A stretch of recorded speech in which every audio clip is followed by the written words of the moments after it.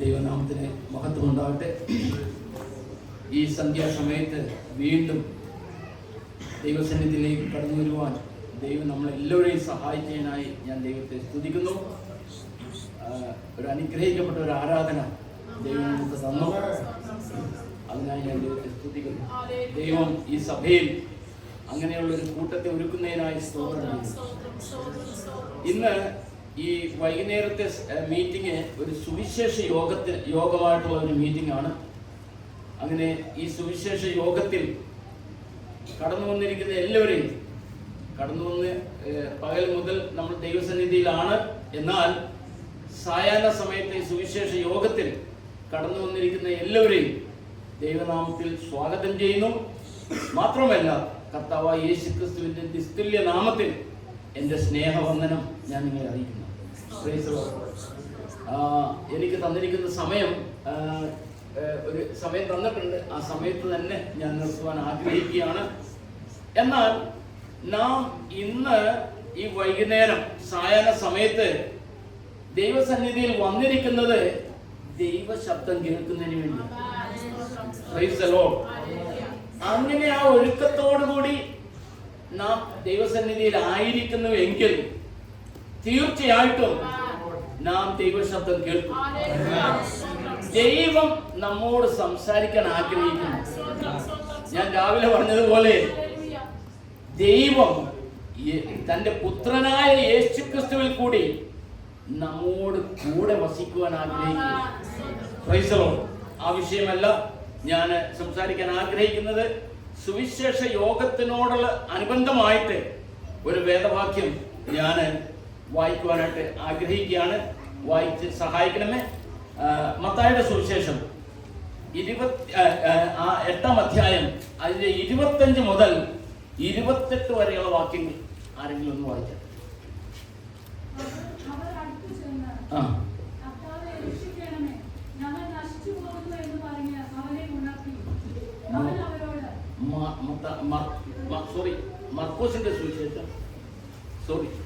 മർക്കോസിന്റെ സുവിശേഷം 8-ാം അധ്യായം 25 മുതൽ 28 വരെ. അവൻ സൗഖ്യം പ്രാപിച്ച് വിളിച്ചു നോക്കി, എല്ലാം സ്പഷ്ടമായി കണ്ടു. നീ ഊരിൽ കടക്ക പോലും അരുത് എന്ന് അവൻ പറഞ്ഞ് അവനെ വീട്ടിലേക്ക് അയച്ചു. അനന്തരം യേശു ശിഷ്യന്മാരുമായി ഫിലിപ്പോസിന്റെ കൈസരിക്കടുത്ത ഊരുകളിലേക്ക് പോയി. വഴിയിൽ വച്ച ശിഷ്യന്മാരോട്, ജനങ്ങൾ എന്നെ ആരെന്ന് പറയുന്നു എന്ന് ചോദിച്ചു. യോഹന്നാൻ സ്നാപകൻ എന്ന് ചിലർ, ഏലിയാവെന്ന് ചിലർ, പ്രവാചകന്മാരിൽ ഒരുത്തനെന്ന് മറ്റു ചിലർ എന്ന് അവർ ഉത്തരം പറഞ്ഞു. അവൻ അവരോട്, എന്നാൽ നിങ്ങൾ എന്നെ ആരെന്ന് പറയുന്നു എന്ന് ചോദിച്ചു. അവൻ അവരോട് എന്ന് വെച്ചാൽ യേശുക്രിസ്തു തന്റെ ശിഷ്യന്മാരോട് ചോദിക്കുകയാണ്, ജനം എന്നെ കുറിച്ച് ഇപ്രകാരം പറയുന്നു, എന്നാൽ നിങ്ങൾ എന്നെ കുറിച്ച് ഞാൻ ആരെന്ന് പറയുന്നു. വായിച്ചട്ടെ ആ വാക്യം. ചോദിച്ചതിന് നീ ക്രിസ്തു ആകുന്നു എന്ന് പത്രോസ് ഉത്തരം പറഞ്ഞു. മതി. പത്രോസ് എല്ലാവരെയും പ്രതിനിധീകരിച്ചുകൊണ്ട് ഒരു ഉത്തരം പറയുകയാണ്, നീ ജീവനുള്ള പുത്രനായ ക്രിസ്തു അത്രേ. പിതാവായ ദൈവം ഈ ഭൂമിയിലേക്ക് അയച്ച ദൈവത്തിന്റെ പുത്രനായ ക്രിസ്തു എന്ന് പറയുന്നു. പ്രിയമുള്ളവരെ, അതാണ് ഇന്ന് ഈ രാത്രി സമയം സുവിശേഷ യോഗത്തിൽ കൂടി എനിക്ക് നിങ്ങളോട് പറയുവാനുള്ള ആ വിഷയം. ഇന്ന് ലോകത്തിൽ എവിടെ ചെന്നാലും ഒരു സംസാര വിഷയം എന്ന് വെച്ചാൽ യേശുക്രിസ്തു ആരാകുന്നു. യേശുക്രിസ്തു ആരാകുന്നു, യേശുക്രിസ്തു ആരാണ് എന്നാണ് ഇന്ന് ഭൂലോകത്തിലുള്ള ഏത് മതക്കാരായാലും ജാതിയിലുള്ളവരായാലും ഗോത്രത്തിലുള്ളവരായാലും ഒരു മുഖ്യ വിഷയം എന്ന് പറഞ്ഞാൽ യേശുക്രിസ്തു ആരാകുന്നു. പ്രിയമുള്ളവരെ, ഞാൻ ഒരു റിലീജിയൻ പഠിപ്പിക്കുന്ന ഒരു ടീച്ചർ കൂടിയാണ്. ആയതുകൊണ്ട് ഈ ലോകത്തിലുള്ള റിലീജിയനെ കുറിച്ച് ഒരു അല്പം നോളജ് എനിക്കുണ്ട്. അങ്ങനെ അതിന്റെ വെളിച്ചത്തിൽ പല റിലീജിയൻസും യേശുക്രിസ്തുവിനെ കുറിച്ച് പറയുന്നുണ്ട്. ഞാൻ എല്ലാ റിലീജിയനും എടുക്കുന്നില്ല. എന്നാൽ 2 റിലീജിയനെ ഒന്ന് എടുത്ത് ഒരു 2-3 ഒരു പോയിന്റ്സ് പറയുവാനായിട്ട് ആഗ്രഹിക്കുകയാണ്. ഒന്ന് ഇസ്ലാം റിലീജിയൻ. ഇസ്ലാമിൽ യേശുക്രിസ്തുവിനെ കുറിച്ച് പറയുന്നുണ്ട്. എന്നാൽ ആ അറിവെന്ന് പറഞ്ഞാൽ വേറൊരു തരത്തിലുള്ള അറിവാണ്. ഇസ്ലാമിനെ കുറിച്ച് നമ്മൾ പഠിക്കുമ്പോൾ ഇസ്ലാമിൽ അവർ പഠിപ്പിക്കുന്നത് ദൈവം അല്ലാഹ് മുഹമ്മദിന് കൊടുത്ത റെവലേഷനാണ്. That mean Quran is the revelation of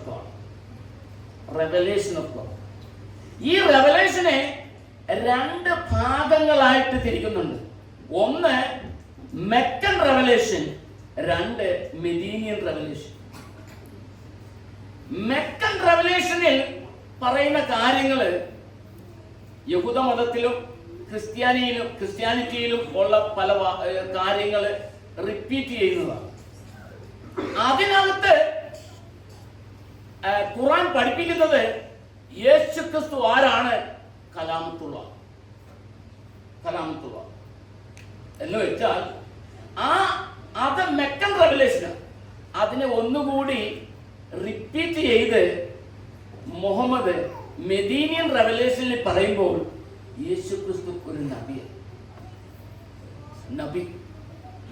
അതാണ് ആ മതം പഠിപ്പിക്കുന്നത്. അതിലേക്ക് ഇനി മുന്നോട്ട് ഞാൻ അതിനെക്കുറിച്ച് പറയുന്നില്ല.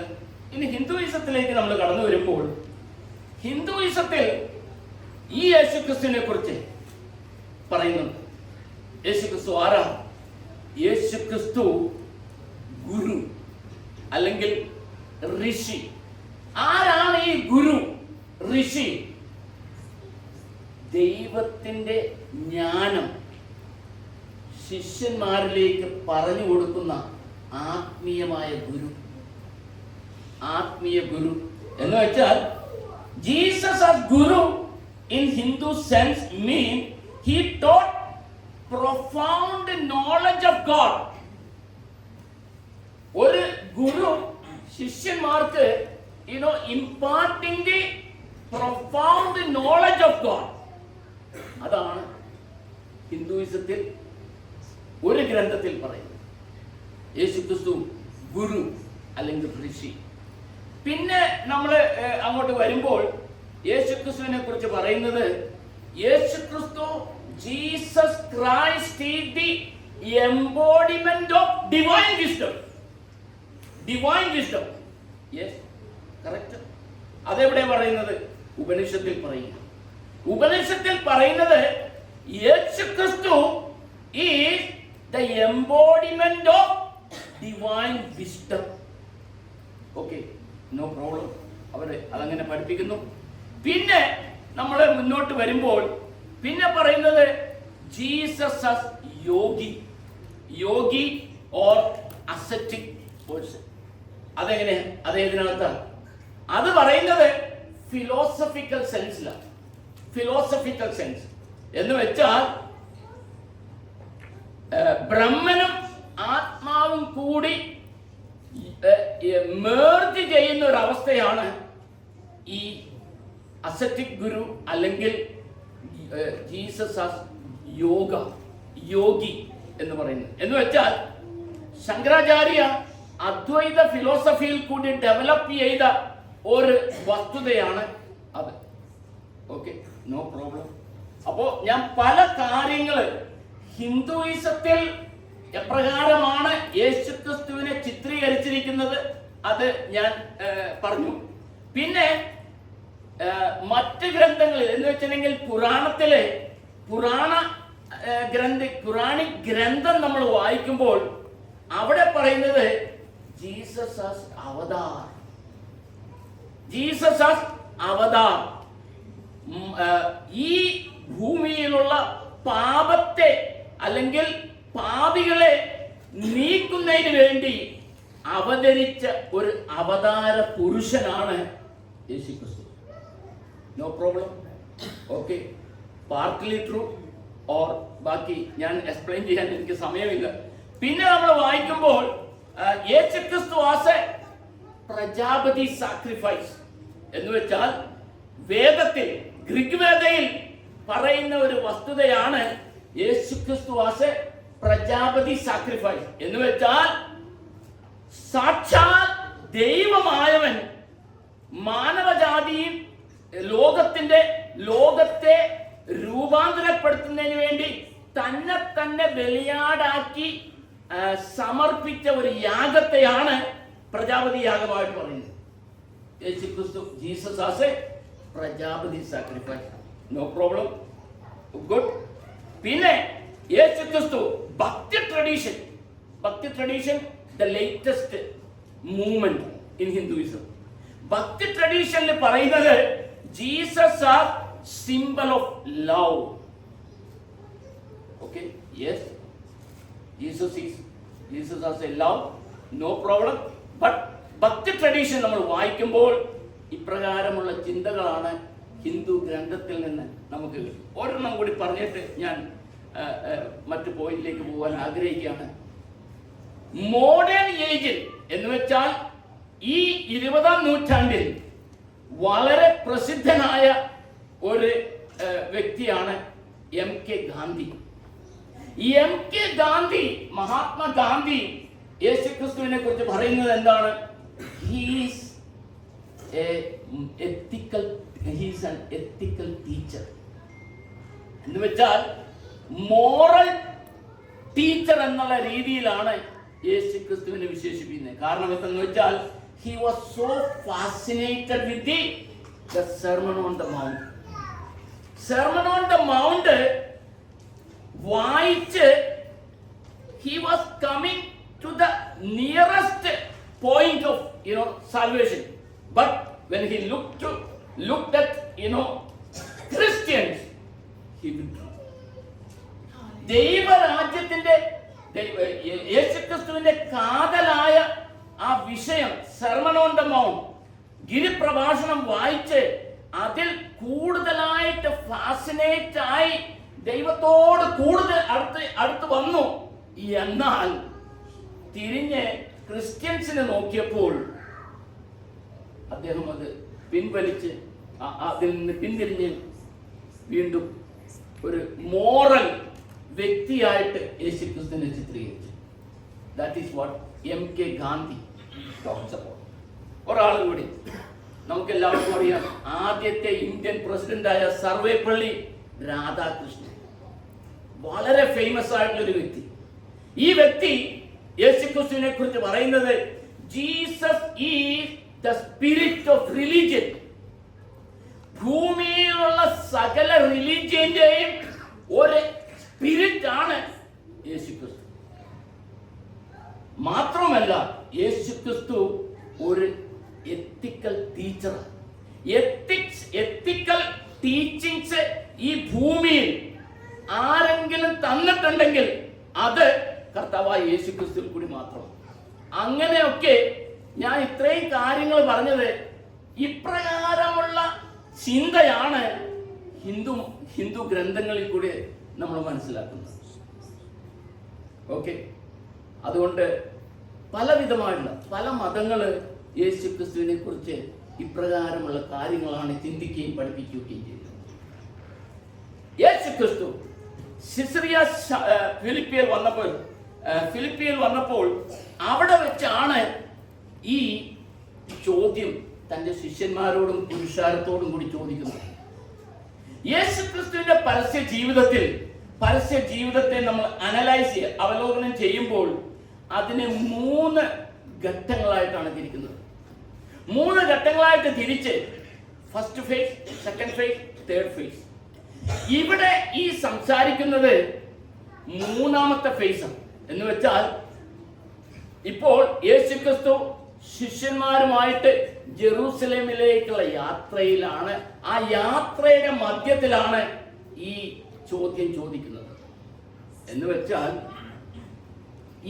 യേശുക്രിസ്തുവിന് വളരെ വ്യക്തമായിട്ട് അറിയാം ജനം ഇതുവരെ യേശുക്രിസ്തു ആരാണെന്ന് മനസ്സിലായിട്ടില്ല. എന്തിന് ജനത്തെ പറയുന്നു? ഈവൻ ശിഷ്യന്മാർക്ക് പോലും യേശുക്രിസ്തു ആരാണെന്ന് മനസ്സിലായിട്ടില്ല.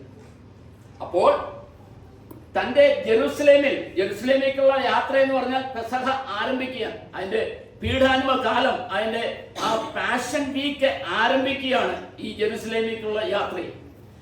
ആ യാത്രയിൽ യേശുക്രിസ്തു ഈ വസ്തുത, താൻ ആരാണ്, എന്തിനു വേണ്ടിയാണ് ഈ ഭൂമിയിലേക്ക് കടന്നു വന്നത്, ആ വസ്തുത ശിഷ്യന്മാരെയും പുരുഷാരത്തെയും വ്യക്തമാക്കി മനസ്സിലാക്കി കൊടുക്കുന്ന ഒരു ചിത്രമാണ് നാം ഈ വായിച്ച വേദഭാഗത്തിൽ നിന്ന് മനസ്സിലാക്കേണ്ടത്. Price the Lord. പ്രിയമുള്ളവരെ, ഇതിൽ നിന്ന് ഒരു കാര്യം ഞാൻ പഠിച്ചതും നിങ്ങൾക്ക് ഉപദേശിച്ച് തരുന്നുവെന്ന് വെച്ചാൽ, നമ്മുടെ ജീവിതത്തിൽ നാം നമ്മുടെ നൗക അങ്ങോട്ട് മുന്നോട്ട് നയിക്കുമ്പോൾ യേശുക്രിസ്തുവിനെ കുറിച്ചുള്ള ഒരു വ്യക്തമായ ദർശനം, യേശുക്രിസ്തുവിനെ കുറിച്ചുള്ള വെളിപ്പാട് നമ്മുടെ ജീവിതത്തിൽ വളരെ ആവശ്യമാണ്. Price the Lord. അപ്രകാരമുള്ള വെളിപ്പാട്, ആ ദർശനത്തോട് കൂടി മാത്രമേ നമ്മുടെ ജീവിതം മുന്നോട്ട് നയിക്കാൻ പാടുള്ളൂ. ഇന്ന് രാത്രികാലം അപ്രകാരമുള്ള ഒരു ആഗ്രഹത്തോടുകൂടി ദൈവ ശബ്ദം കേൾക്കണം എന്നുള്ള ആഗ്രഹത്തോടുകൂടി നമ്മൾ കടന്നു വന്നിരിക്കുന്നെങ്കിൽ തീർച്ചയായിട്ടും ദൈവം നമ്മോട് സംസാരിക്കും. സിസറിയ ഫിലിപ്പി, അവിടെ അതിന്റെ പ്രത്യേകത എന്തെന്ന് വെച്ചാൽ, സിസറിയ ഫിലിപ്പി, അതിന്റെ ഹിസ്റ്ററി ഒന്നും ഞാൻ ഇപ്പോൾ പറയുന്നില്ല, എനിക്ക് സമയവുമില്ല. അവിടെ ഒരു ജെൻഡയൽ ടെറിട്ടറിയാണ്. കിങ് ഫിലിപ്പ് അതിനെ, നേരത്തെ എന്റെ പേര് അതല്ലായിരുന്നു, എന്നാൽ താൻ ആ പട്ടണത്തെ പുതുക്കി പണിത് തന്റെ പേര് അതിന് ഇട്ടു. അങ്ങനെയാണ് സിസറിയ ഫിലിപ്പി എന്ന് പറഞ്ഞു വരുന്നത്. എന്നാൽ ഈ പട്ടണത്തിന്റെ ഒരു പ്രത്യേകത എന്ന് വെച്ചാൽ, this city is known for its pagan gentile practices. Praise the Lord. അങ്ങനെ അന്യജാതി മതത്തിലുള്ള ആ ദുരാചാരങ്ങളും ആ പ്രാക്ടീസൊക്കെ നടക്കുന്ന ആ പട്ടണത്തിൽ യേശുക്രിസ്തു തന്റെ ശിഷ്യന്മാരെയും പുരുഷാരത്തെയും വിളിച്ചിരുത്തി പഠിപ്പിക്കുന്ന ഒരു വിഷയമാണ് യേശുക്രിസ്തു ആരാകുന്നു. Price the Lord. ആകയാൽ പ്രിയമുള്ളവരെ, നമ്മുടെ ഈ യാത്രയിൽ യേശുക്രിസ്തു ആരാണ് എന്നുള്ള ദൃഢനിശ്ചയത്തോടു കൂടി മാത്രമേ നമ്മുടെ ജീവിതം മുന്നോട്ട് കൊണ്ടുപോകാൻ പറ്റുള്ളൂ. ആകയാൽ ഇനി പുരുഷാരം യേശുക്രിസ്തുവിനെ കുറിച്ച് പറയുന്നത് എന്താണ്? യേശുക്രിസ്തുവിനെ കുറിച്ച് പറയുന്നത് ജനം യേശുക്രിസ്തു ശിഷ്യന്മാരോട് ചോദിച്ചു, ജനം എന്നെ ആരെന്ന് പറയുന്നു? Who do people say that I am? പത്രോസ് എല്ലാത്തിനും ഒരു സ്പോക്ക് പേഴ്സൺ ആയിട്ട് നിൽക്കുന്ന ഒരു വ്യക്തിയാണ്. പത്രോസ് പറഞ്ഞു, ആളുകൾ പുരുഷാരം പറയുകയാണ്, you are John the Baptist, നീ യോഹന്നാൻ സ്നാപകനെന്ന്. Why people say like that? എന്തുകൊണ്ടാണ് ജനം യേശുക്രിസ്തുവിനെ യോഹന്നാൻ സ്നാപകനെന്ന് വിശേഷിപ്പിച്ചത്? കാരണം എന്തെന്ന് വെച്ചാൽ, യോഹന്നാൻ സ്നാപകൻ, he stands for prophetic characteristics. പ്രവാചകന്മാരുടെ ആത്മാവിലും ശക്തിയിലും ജനത്തെ പഠിപ്പിച്ച ഒരു വ്യക്തിയാണ് ജോൺ ദ ബാപ്റ്റിസ്റ്റ്. അത് തന്നെയാണ് യേശുക്രിസ്തു ചെയ്യുന്നത്. അങ്ങനെ പ്രോഫറ്റിക് സ്പിരിറ്റിൽ ജോൺ ജനത്തെ പഠിപ്പിക്കുകയും ജനത്തെ ദൈവത്തിലേക്ക് കടന്നു വരുവാനായിട്ട് ആഹ്വാനം ചെയ്തപ്പോൾ ജനം വിചാരിച്ചു യേശുക്രിസ്തു അത് തന്നെയാണ് ചെയ്യുന്നത്. So therefore people thought that Jesus is John the Baptist. Number 1, prophetic characteristic.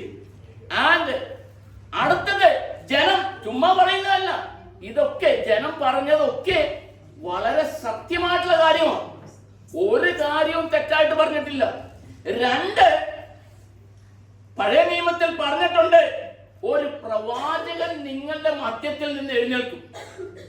ഒരു പ്രവാചകന്റെ തിരിച്ചു വരവുണ്ട്. ഓക്കെ, ജനം യേശുക്രിസ്തുവിന്റെ പ്രൊഫറ്റിക് ശുശ്രൂഷയും മിനിസ്ട്രിയും ഇതെല്ലാം കണ്ടു കഴിഞ്ഞപ്പോൾ ജനം വിചാരിച്ചു, പഴയ നിയമത്തിൽ പറഞ്ഞിരിക്കുന്ന ആ പ്രവാചകൻ ദാണ്ടെ വന്നിരിക്കുന്നു. ആയതുകൊണ്ട് യേശുക്രിസ്തുവിനെ ജോൺ ദ ബാപ്റ്റിസ്റ്റ് ആയിട്ട് അവർ ചിത്രീകരിച്ചു. 2, 3, Jewish expectation of that prophecy and John's popularity.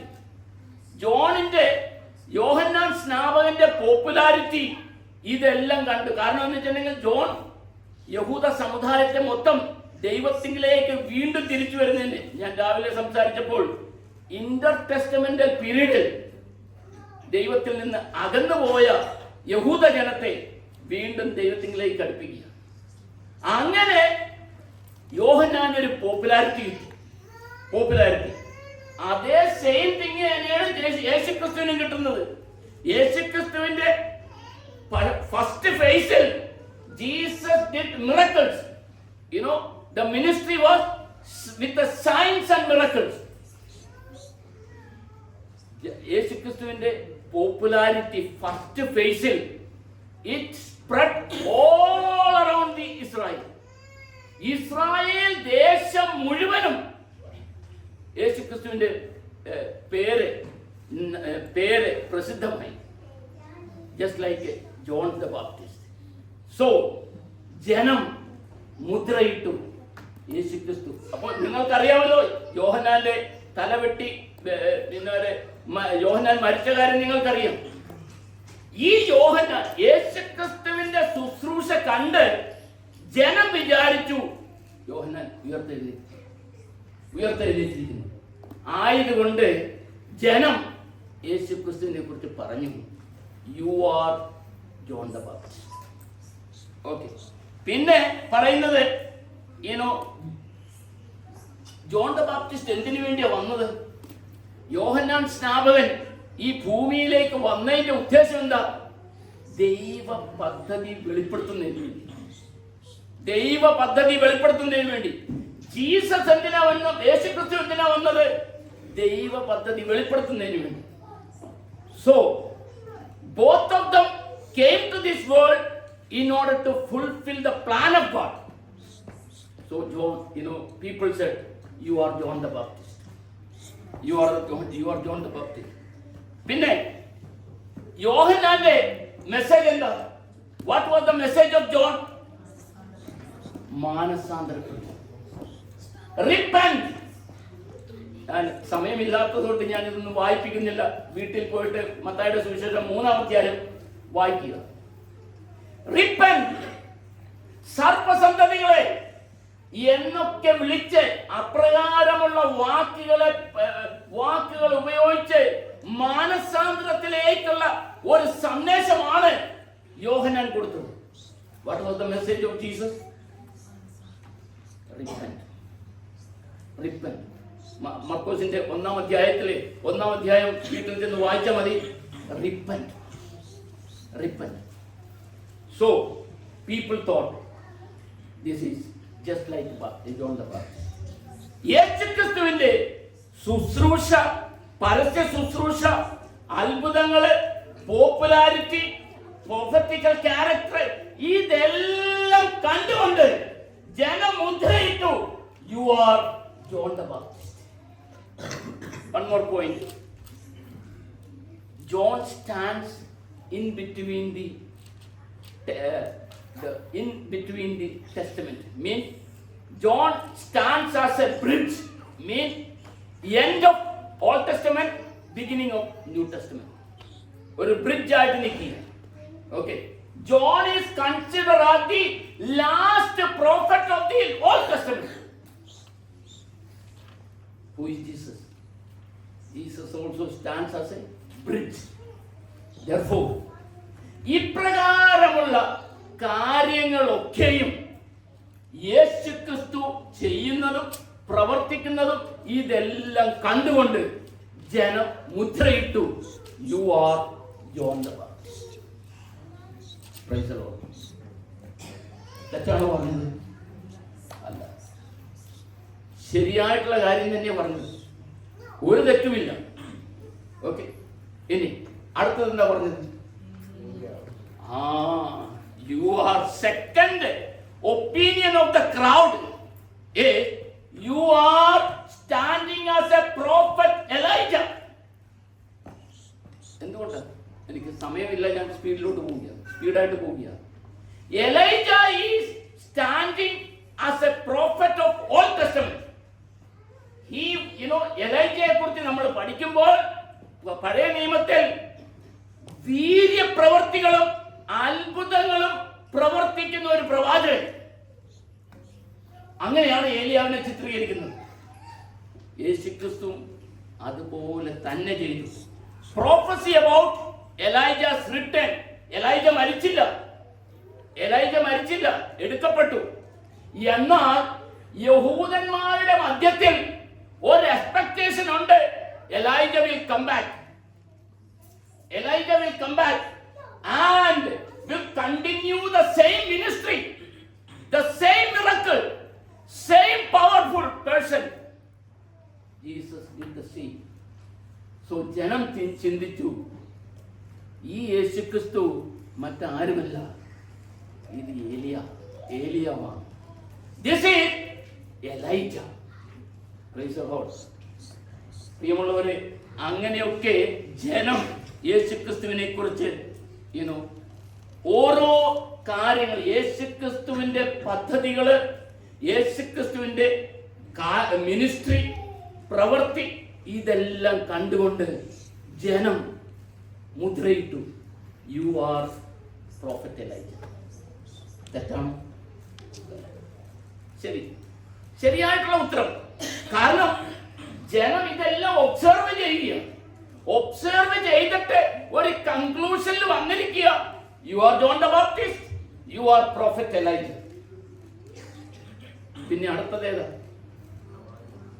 U are one among the prophets. വേറെ സ്ഥലത്ത്, വേറെ സുവിശേഷത്തിലെ ജെറമായ എന്നും കൂടി പറയുന്നുണ്ട്, പക്ഷെ അത് ഞാൻ എടുക്കുന്നില്ല. You are one among the prophets. വീണ്ടും പ്രോഫറ്റിന്റെ അതേ വീര്യത്തോടുകൂടി യേശുക്രിസ്തു ആ പ്രൊഫറ്റിക് സ്പിരിറ്റിൽ പ്രീച്ചിങ് ചെയ്തു, പ്രൊഫറ്റിക് സ്പിരിറ്റിൽ തന്റെ ശുശ്രൂഷ ചെയ്തു. ഇതെല്ലാം കണ്ടുകൊണ്ട് ജനം മുദ്രയിട്ടു, he is one of the prophets. തെറ്റാണോ? അല്ല. അങ്ങനെയാണ്. ഇത് പുരുഷാരത്തിന്റെ വിചാരമാണ്. പുരുഷാരം യേശുക്രിസ്തുവിന്റെ ശുശ്രൂഷയെ കണ്ട് ഒബ്സർവ് ചെയ്ത് യേശുക്രിസ്തുവിന് മുദ്രയിട്ട ഒരു പദമാണ്, അല്ലെങ്കിൽ വാക്കുകളാണ്. You are John the Baptist, യോഹന്നാൻ സ്നാപകൻ, ഏലിയാവ് and one of the prophets. Praise the Lord. അത് കഴിഞ്ഞിട്ട് യേശുക്രിസ്തു ശിഷ്യന്മാരോട് ചോദിച്ചു. എന്തുകൊണ്ടാണ് ശിഷ്യന്മാരോട് ചോദിച്ചതിന്റെ കാരണം? ഈ ശിഷ്യന്മാര്, പുരുഷാരം എപ്പോഴും യേശുക്രിസ്തുവിന്റെ കൂടെയില്ല. പുരുഷാരം എപ്പോഴും യേശുക്രിസ്തുവിന്റെ കൂടെയില്ല. പുരുഷാരം ചില സമയത്ത് വരും, പോവും. അടുത്ത മീറ്റിങ്ങിന് അടുത്ത പുരുഷാരം വരും, പോവും. എന്നാൽ ശിഷ്യന്മാര് 3.5 years, ചിലര് 3 പറയും, 3 തിയോളജിക്കലി 3.5, ഈ 3.5 വർഷം യേശുക്രിസ്തുവിന്റെ കൂടെ നടന്ന് യേശുക്രിസ്തു ചെയ്ത വീര്യപ്രവൃത്തികളും അത്ഭുതങ്ങളും പഠിപ്പിക്കലും ഉപമകളിൽ കൂടിയുള്ള പഠിപ്പിക്കലും ഇതെല്ലാം കണ്ടു കഴിഞ്ഞിട്ട് ശിഷ്യന്മാർ പറയുകയാണ്, നീ യേശു ക്രിസ്തു ജീവനുള്ള ദൈവത്തിന്റെ പുത്രനായ that means you are Christos, ഗ്രീക്കിലെ ക്രിസ്റ്റോസ് equal to Messiah in Hebrew. Messiah എന്ന് വെച്ചാൽ പത്രോസ് 12 പേരെ പ്രതിനിധീകരിച്ചുകൊണ്ട് പറയുകയാണ്, നീ യോഹന്നാൻ സ്നാപകനുമല്ല, ഏലിയാവുമല്ല, പ്രവാചക ഗണത്തിലുള്ളവനുമല്ല, എന്നാൽ ദൈവമേ, യേശുവേ, നീ ജീവനുള്ള പുത്രനായ ക്രിസ്തു, you are Christ, you are Messiah. പത്രോസ് തന്റെ ആ ഇൻഡിവിജ്വൽ ഒപ്പീനിയൻ അല്ല പറഞ്ഞത്, ദൈവത്തിൽ നിന്നൊരു പ്രകാശനം അല്ലെങ്കിൽ ഒരു പ്രകാശം വെളിപ്പാട് കിട്ടിയിട്ട് പറഞ്ഞൊരു വസ്തുതയാണ്. യേശുക്രിസ്തു ആരാണ് എന്ന് വെളിപ്പാട് കിട്ടിയിട്ട് പറഞ്ഞൊരു കാര്യമാണ്. ശരിയാണോ തെറ്റാണോ? പത്രോസ് പറഞ്ഞത് ശരിയാണോ തെറ്റാണോ? ശരിയാ. എന്നാൽ ശരിയല്ല. എന്ന് വെച്ചാൽ ശരിയല്ലെന്ന് പറഞ്ഞതിന്റെ കാരണം, യേശുക്രിസ്തു അതിന്റെ ആ ശരിയായ അർത്ഥത്തിലുള്ള മെസ്സായ ആ കൺസെപ്റ്റ് വെച്ചുകൊണ്ടല്ല പത്രോസ് ആ മറുപടി പറയുന്നത്. കാരണം പത്രോസ് മറുപടി പറയുന്നത്, ജൂയിഷ് പീപ്പിൾ, യഹൂദ ജനം ഒരു മസിഹായ്ക്ക് വേണ്ടി എക്സ്പെക്ട് ചെയ്യുക, ഒരു മസിഹായ്ക്ക് വേണ്ടി എക്സ്പെക്ട് ചെയ്യുക. ആ മസിഹ ആരാണ്? ഇത് politically oriented Messiah who will deliver the people of Israel from the clutches of Roman rule. റോമ സാമ്രാജ്യത്തിന്റെ അടിമത്തത്തിൽ നിന്ന് വിടുവിക്കുവാനായിട്ട് ഇസ്രായേൽ ജനം, യഹൂദ ജനം പ്രതീക്ഷിക്കുന്ന ഒരു മസിഹ ഉണ്ടായിരുന്നു. ആ ഉദ്ദേശം വെച്ചാണ് യേശുക്രിസ്തു ആരെന്ന് പത്രോസ് മറുപടി പറയുന്നു. പ്രിയമുള്ളവരെ, അതായിരുന്നു ഡിസൈപ്പിൾസിന്റെ fourth opinion. Is Messiah is the anointed one. പത്രോസ് പറയുന്നത്, നീ മറ്റാരുമല്ല, യോഹന്നാനുമല്ല, എലൈജയുമല്ല, you are the anointed one of God, anointed one of Yahweh. അതിൽ തെറ്റെന്താ? ഒരു തെറ്റുമില്ല. കാരണം ദൈവ പദ്ധതി വെളിപ്പെടുത്തുന്നതിന് വേണ്ടി പഴയ നിയമത്തിൽ ദൈവം ആളുകളെ അഭിഷേകം ചെയ്യാറുണ്ട്. അത് ദൈവം അഭിഷേകം ചെയ്ത് അയക്കുക. ദൈവം അഭിഷേകം ചെയ്ത് അയക്കുമ്പോൾ ദൈവ പദ്ധതി, പൊളിറ്റിക്കലി ദൈവ പദ്ധതി നിറവേറ്റുന്നതിന് വേണ്ടി ദൈവം കിങ്സിനെ ഉപയോഗിച്ചു, ജഡ്ജസിനെ ഉപയോഗിച്ചു, പ്രീസ്റ്റിനെ ഉപയോഗിച്ചു. ഇവരെല്ലാം അനോയിന്റഡ് പീപ്പിൾ ഓഫ് ഗോഡ്. അങ്ങനെ ആരെയൊക്കെ അനോയിന്റ് ചെയ്ത ദൈവം അയച്ചിട്ടുണ്ടോ അവരൊക്കെയും മെസ്സായ. എന്നാൽ പത്രോസിന്റെ മറുപടിയിൽ നിന്ന് പ്രതീക്ഷിക്കുന്നെന്ന് വെച്ചാൽ, you are going to deliver the people of Israel from the clutches of Roman rule. ആ ഉദ്ദേശത്തിലാണ് പത്രോസ് ആ മറുപടി പറയുന്നത്. Praise the Lord.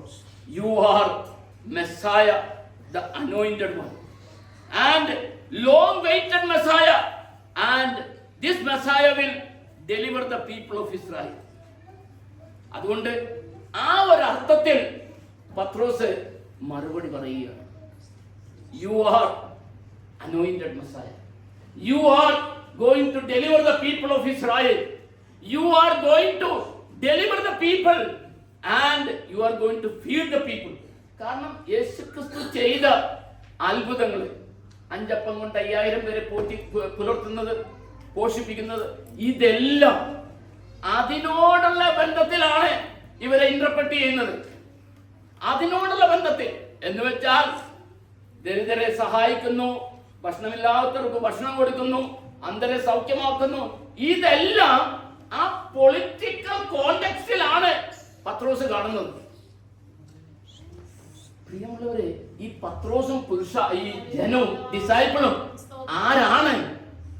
3 വർഷം അല്ലെങ്കിൽ 3.5 വർഷം യേശു ക്രിസ്തുവിനോട് കൂടെ നടന്ന ശിഷ്യന്മാർ. എന്നാൽ ഈ ശിഷ്യന്മാരെ യേശു ക്രിസ്തു ആരെന്ന് ആ ക്ലിയർ ആയിട്ടുള്ള പിക്ചർ കിട്ടിയില്ല. പുരുഷാരത്തിനും കിട്ടിയിട്ടില്ല, ഈ ശിഷ്യന്മാർക്കും കിട്ടിയിട്ടില്ല. ഈ കോണ്ടെക്സ്റ്റിലാണ് യേശു ക്രിസ്തു അതിനെ മറുപടിയായിട്ട് പറയുന്നത്.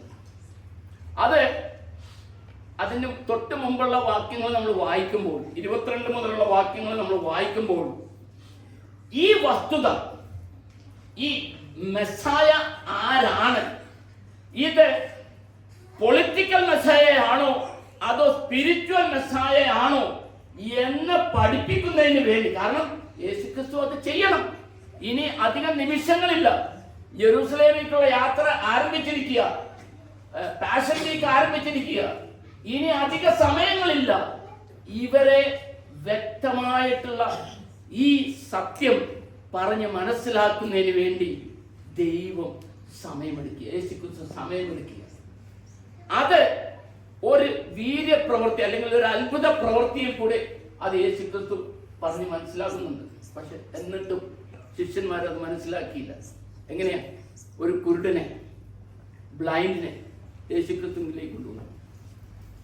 യേശുക്രിസ്തുവിലേക്ക് കൊണ്ടുവന്നു കഴിഞ്ഞിട്ട് യേശുക്രിസ്തു കണ്ണിൽ കൈവച്ചു, പറഞ്ഞ് പോയി കഴുകാൻ പറഞ്ഞു. അതൊന്നും ഞാൻ വായിപ്പിക്കുന്നില്ല. കഴുകി തിരിച്ചു വന്നപ്പോൾ യേശുക്രിസ്തു ചോദിച്ചു, നീ കാണുന്നുണ്ടോ? യെസ്, കാണുന്നുണ്ട്. നേരത്തെ കാണത്തില്ലായിരുന്നു, അന്ധനായിരുന്നു, ബ്ലൈൻഡ് ആയിരുന്നു, നത്തിങ് ഈസ് വിസിബിൾ. പക്ഷേ കുളത്തിൽ പോയി കഴുകി തിരിച്ചു വന്നപ്പോൾ അവൻ കാണുന്നുണ്ട്. മനസ്സിലായില്ലേ? കാണുന്നുണ്ട്. എന്നാൽ എങ്ങനെയാ കാണുന്നത്? ക്ലാരിറ്റി ഇല്ല. ഞാൻ ബ്രദർ മാത്യുവിനെ കാണുന്നത് ഒരു വൃക്ഷം കസേരയിൽ ഇരിക്കുന്നത് പോലെയാണ്. ഞാൻ മനുഷ്യരെ കാണുന്നത് വൃക്ഷങ്ങൾ പോലെയാണ്. That was the condition of the disciples. 3.5 വർഷം യേശുക്രിസ്തുവിനോട് കൂടെ നടന്ന് ഇപ്പോൾ ഇനി ഏതാനും ദിവസങ്ങൾ മാത്രമേ ഉള്ളൂ ക്രൂശീകരണത്തിന്. എന്നിട്ടും ശിഷ്യന്മാര് യേശുക്രിസ്തുവിനെ കുറിച്ച് മനസ്സിലാക്കിയിരിക്കുന്നത് he is Messiah in a political sense. Praise the Lord. ആ ഒരു കോണ്ടെക്സ്റ്റിൽ യേശുക്രിസ്തു താൻ ആരെന്ന് വെളിപ്പെടുത്തി. അതാണ് ഇന്നത്തെ എൻ്റെ ഈ സംസാരം, എൻ്റെ വിഷയം. യേശുക്രിസ്തു ആരാണ്? രാവിലെ ഞാൻ സംസാരിച്ചപ്പോൾ ഞാൻ പറഞ്ഞല്ലോ, യേശുക്രിസ്തു ഓരോ വിഷയങ്ങൾ രാവിലത്തെ നമ്മുടെ വിഷയത്തിൽ യേശുക്രിസ്തു redefining the meaning of eternity. Praise the Lord. Redefining അല്ലെങ്കിൽ bringing a new dimension to eternity. ഇവിടെ യേശുക്രിസ്തു കൊണ്ടുവരുന്നത് he is redefining the messiahship. ആരാണ് മസിഹ, എന്താണ് മസിഹ എന്നുള്ളത് ഒരു റീഡിഫൈൻ ചെയ്യുകയാണ് ഈ ഉത്തരത്തിൽ കൂടി. രണ്ടാമത് കുരുടനെ, അന്ധനെ കൈതൊട്ടു, ക്ലിയർ ആയിട്ട്. പ്രിയമുള്ളവരെ, ഇന്ന് ഈ സായാഹ്ന സമയത്ത് നാം കടന്നു വന്നിരിക്കുന്നത് ഈ രക്ഷകനെ കാണേണ്ട വിധം കാണുന്നതിന് വേണ്ടിയാണ്. അതിന് ഇന്ന് രാത്രികാലം നിങ്ങളുടെ കണ്ണുകളെ തുറക്കുവാൻ പ്രാർത്ഥനയോടുകൂടി ഇരിക്കുകയാണെങ്കിൽ നിന്റെ കണ്ണ് തുറക്കുവാൻ സർവശക്തനായ ദൈവത്തിന് കഴിയും. പ്രാർത്ഥനയോടുകൂടി ദൈവസന്നിധിയിലായിരിക്കും. ഇനി യേശുക്രിസ്തു റീഡെഫിനിഷൻ കൊണ്ടുവരുന്നത്, യേശുക്രിസ്തു പറയുകയാണ്, നിങ്ങൾ ഉദ്ദേശിക്കുന്ന ഒരു പൊളിറ്റിക്കൽ മസായ അല്ല ഞാൻ.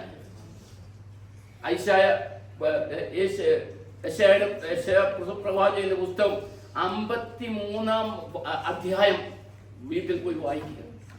യെശയ്യാ പ്രവാചകന്റെ പുസ്തകത്തിൽ ഈ മസിഹായെ കുറിച്ച് എഴുതുന്നുണ്ട്. ഈ മസിഹ ആരാണ്? ഈ മസിഹ ദൈവം, യാഹ്വേയായ ദൈവം മാനവജാതിയുടെ രക്ഷയ്ക്ക് വേണ്ടി ഈ ഭൂമിയിലേക്ക് അയച്ച ഒരു രക്ഷകനായ മസിഹയാണ്. അതൊരു പൊളിറ്റിക്കൽ മസിഹയല്ല, ഒരു സ്പിരിച്വൽ മസിഹയാണ് യേശുക്രിസ്തു ഇവിടെ വെളിപ്പെടുത്തി കൊടുക്കുന്നത്. I am the Messiah, the suffering servant of God. Praise the Lord. പ്രിയമുള്ളവരെ, ഇന്ന് രാത്രികാലം ഈ മസിഹായെ അല്ലെങ്കിൽ ദൈവം മാനവജാതിയുടെ രക്ഷയ്ക്ക് വേണ്ടി അയച്ച് മാനവജാതിയുടെ പാപം തന്റെ ശരീരത്തിൽ വഹിച്ച് ക്രൂശിക്കപ്പെടുന്ന ഒരു മസിഹയാണ് ദൈവം വെളിപ്പെടുത്തി കൊടുക്കുന്നത്. ആ ദൈവമാണ് ഇന്ന് രാത്രികാലം നാം മനസ്സിലാക്കേണ്ടത്. ആ ദൈവത്തെയാണ് മനസ്സിലാക്കേണ്ടത്. പ്രിയമുള്ളവരെ, ആകയാൽ യേശുക്രിസ്തു ആ വിഷയം ആളുകളെ, ശിഷ്യന്മാരെ പറഞ്ഞ് ധരിപ്പിക്കുകയാണ്. ഈ political Messiah, yes, political Messiah will come, not now. അതിന്റെ ദാനിയേലിന്റെ പുസ്തകം നമ്മൾ വായിക്കുമ്പോൾ, അവിടെ ഒരു മെസ്സായയെ കുറിച്ച് പറയുന്നുണ്ട്.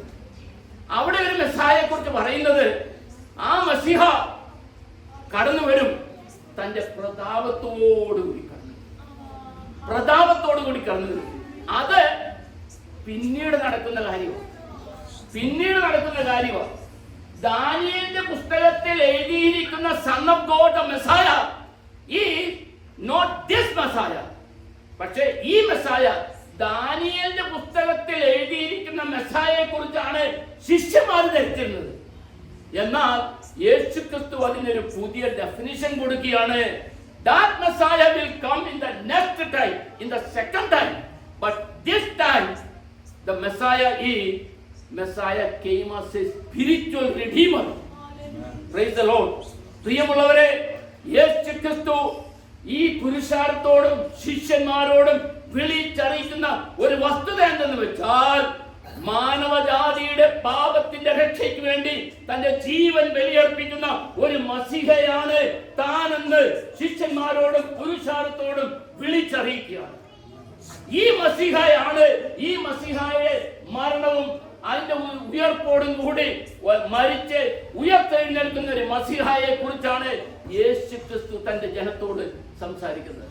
ആകയാൽ ഇന്ന് രാത്രികാലം ആരെങ്കിലും ഈ യേശുവിനെ രക്ഷകനായ മാനവജാതിയുടെ രക്ഷയ്ക്ക് വേണ്ടി സ്വർഗത്തിൽ നിന്ന് ഈ ഭൂമിയിലേക്ക് വന്ന ആ മസിഹായെ നമ്മൾ സ്വീകരിച്ചിട്ടില്ല എങ്കിൽ ദൈവം ഈ ഒരു അവസരം നമുക്ക് തരിക.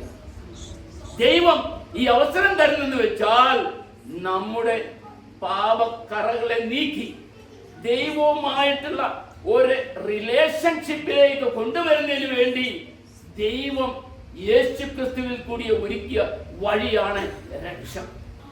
Price the Lord. പ്രിയമുള്ളവരെ, ഇന്ന് രാത്രികാലം ആ രക്ഷ അനുഭവിക്കുവാൻ, അല്ലെങ്കിൽ ആ ദൈവസന്നിധിയിലേക്ക് കടന്നു വന്ന് രക്ഷകനായി കടന്നു വന്നിരിക്കുന്ന ഈ മെസ്സിഹായെ നമ്മൾ അക്സെപ്റ്റ് ചെയ്യുകയാണെങ്കിൽ ദൈവത്തോടുകൂടെ നമുക്ക് ഒരു റിലേഷൻ എസ്റ്റാബ്ലിഷ് ചെയ്തിട്ടുണ്ട്. Praise the Lord.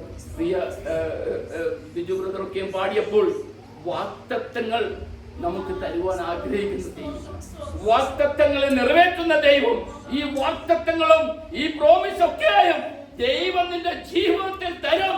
എപ്പോൾ? when you come in relation with this Messiah. ഈ മെസ്സിഹായെ നമ്മൾ അക്സെപ്റ്റ് ചെയ്ത് ദൈവത്തോടു കൂടെ ആ ഒരു റിലേഷൻഷിപ്പ് സ്ഥാപിക്കുവാൻ ഇന്ന് ദൈവം ഭൂലോകത്തിലുള്ള സകല മനുഷ്യരെയും വിളിക്കുക. മത്തായിയുടെ സുവിശേഷം 11-ാം അധ്യായത്തിന്റെ 28-ാം വാക്യത്തിൽ നമ്മൾ വായിക്കും, എല്ലാവരെയും ഇൻവൈറ്റ് ചെയ്യുക.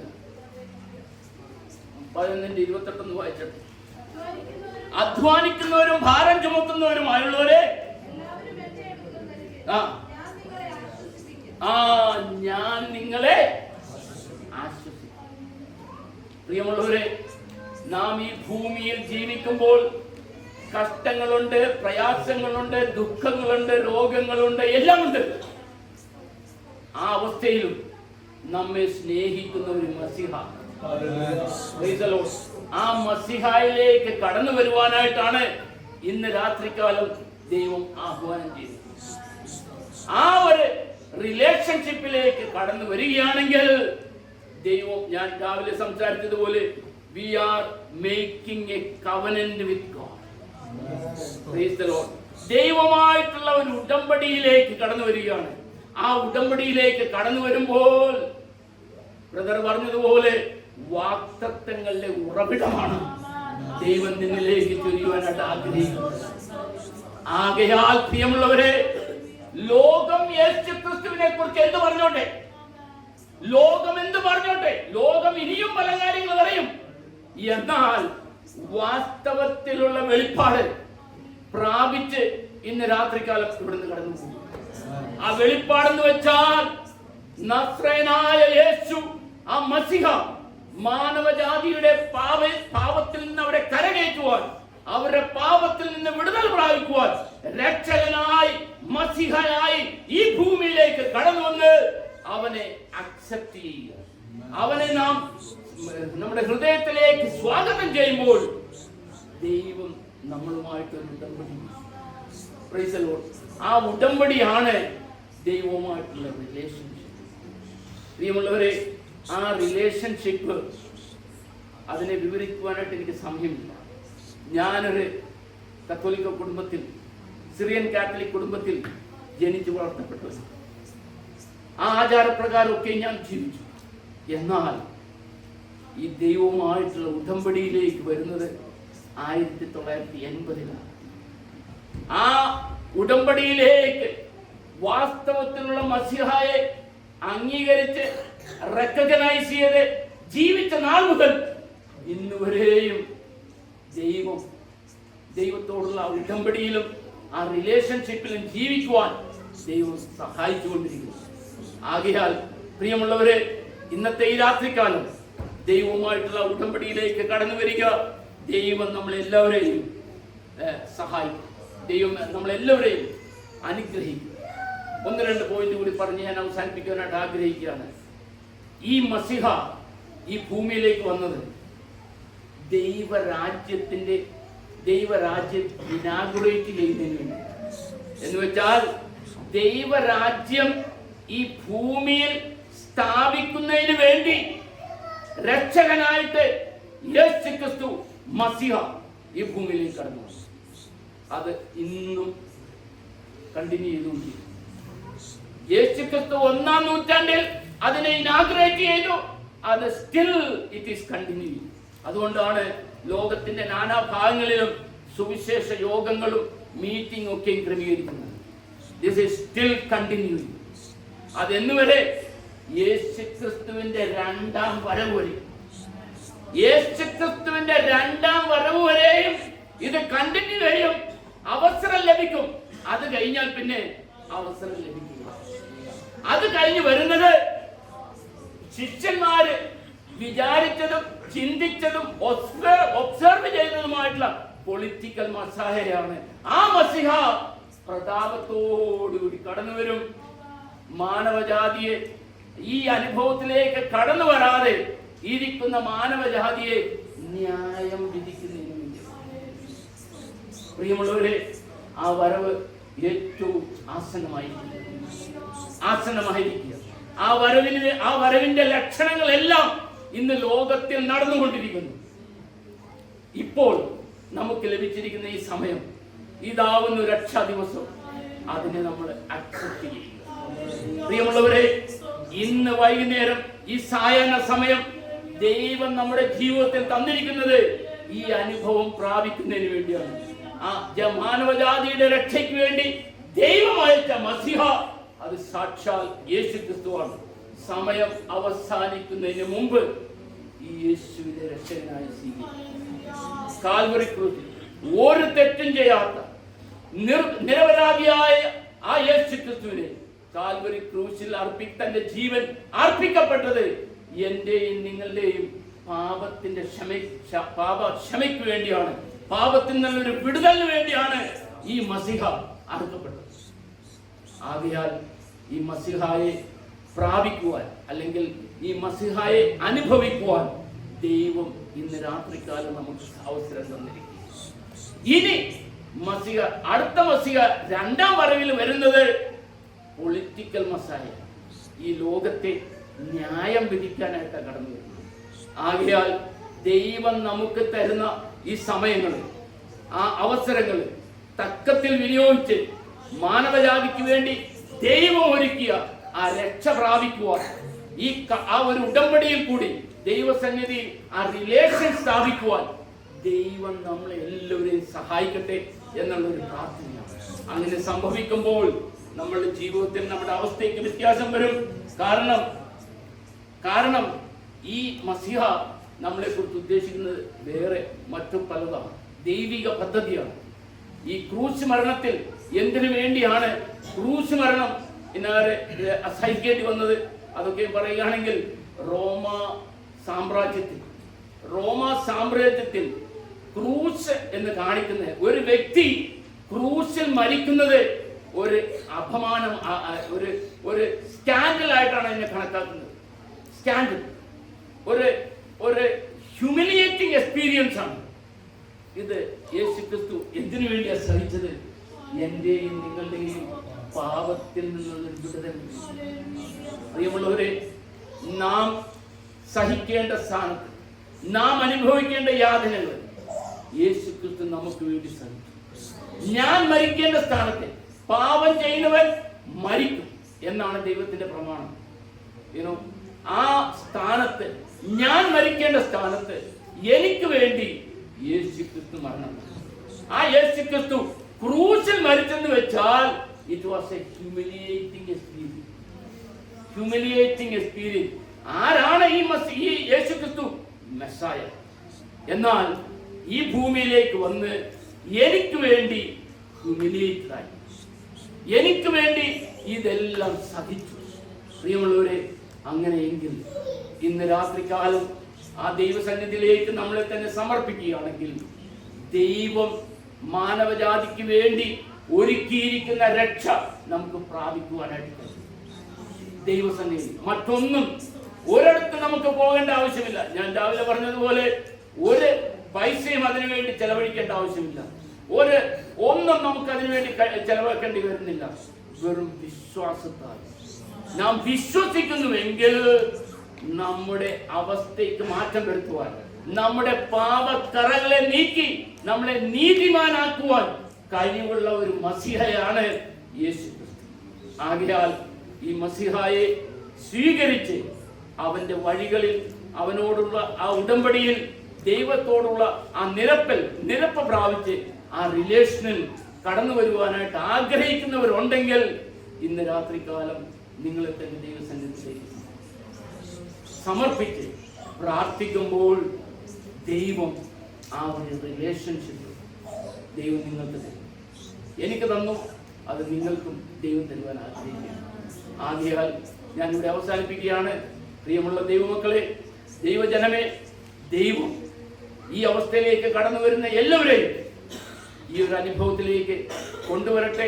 സമൃദ്ധിയായുള്ള ജീവൻ നൽകി എല്ലാവരെയും ദൈവം അനുഗ്രഹിക്കട്ടെ എന്നുള്ള പ്രാർത്ഥനയോടുകൂടി ഞാനിവിടെ അവസാനിപ്പിക്കുന്നു.